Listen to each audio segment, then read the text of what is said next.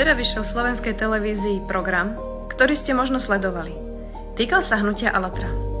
Celý program bol vedený spôsobom, ako čo najviac pošpiniť a okydať hnutie a vzbudiť v ľuďoch dojem, že je to niečo, čomu sa treba oblúkom vyhnúť.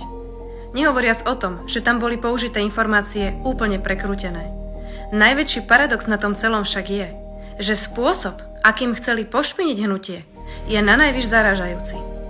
Použili preto informácie zo spisu, ktorý sa viaže k ešte neukončenému konaniu.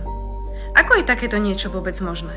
Že novinári v relácii citujú zo spisu, ktorý sa viaže k takému konaniu, ktoré ešte oficiálne nie je ukončené.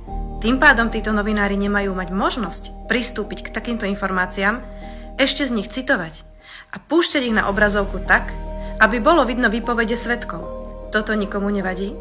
Takéto úniky dát zo spisov sú podľa vás v poriadku?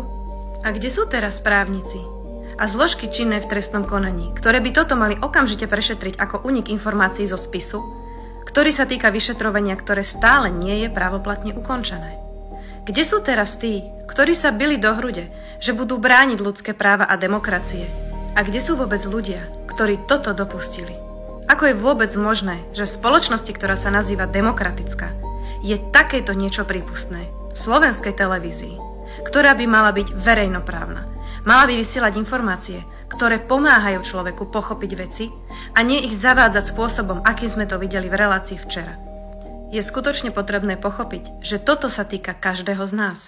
Pretože keď takýmto spôsobom dokážu pristupovať k jednej skupine ľudí, nebudú mať problém pristupovať tak ku ktorémukoľvek človeku alebo inej skupine ľudí, do ktorej môžete zajtra patriť aj vy.